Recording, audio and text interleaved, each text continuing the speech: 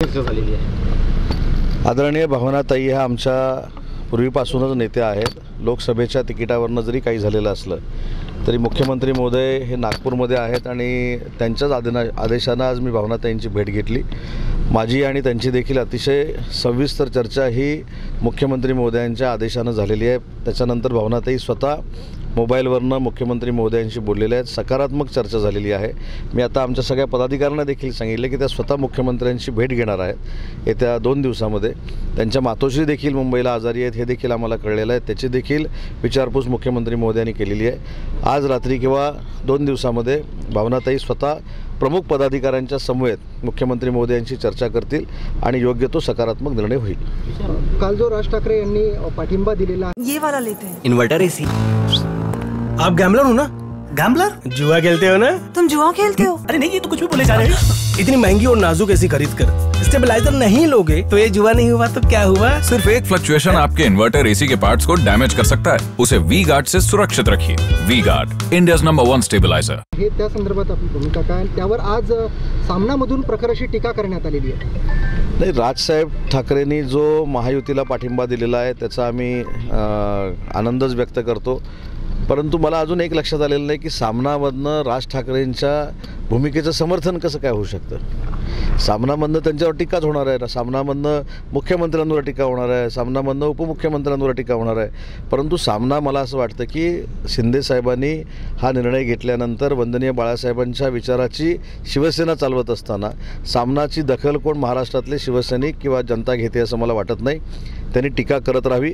आम्ही 45 पेक्षा जास्त जागा सगळ्यांच्या आशीर्वादाने जिंकू। साहेब, तुमच्या चर्चेतून भावनागोळींची नाराजी दूर झाली असं वाटतंय?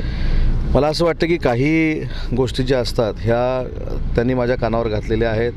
मुख्यमंत्री महोदयांची सविस्तर चर्चा त्यांची टेलिफोनवरनं झालेली आहे आणि स्वतः हजारो लोकांच्या समोर भावनाताई ही माझी सख्खी बहीण आहे असं वक्तव्य मुख्यमंत्री महोदयांनी केलेलं आहे आणि तिच्यावर कुठचाही राजकीय अन्याय होणार नाही हे देखील साहेबांनी सांगितलेलं आहे। त्याच पद्धतीनं नक्की कार्यवाही मुख्यमंत्री महोदय करतील हाच विश्वास घेऊन मी आज ताईंना भेटलेलो आहे। नाना पटोलेंच्या गाडीचा अपघात झाला आहे, त्याचे काँग्रेसने असा आरोप केला आहे की विरोधकांना संपून भाजपला राजकारण करायचे का, घातपात करण्याचा प्रयत्न होता।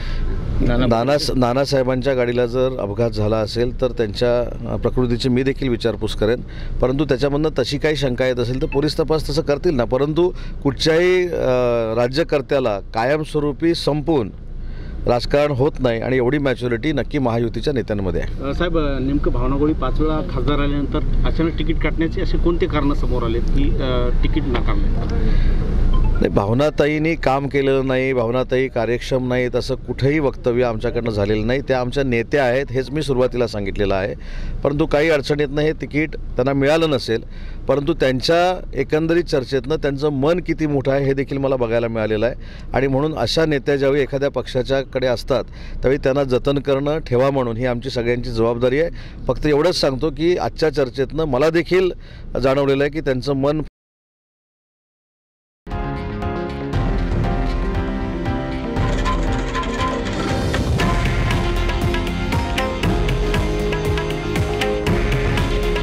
हे आहे देशातील नंबर 1 न्यूज नेटवर्क आणि आपण पाहत आहात TV9 मराठी। काळजी तुमची, हित महाराष्ट्राचं।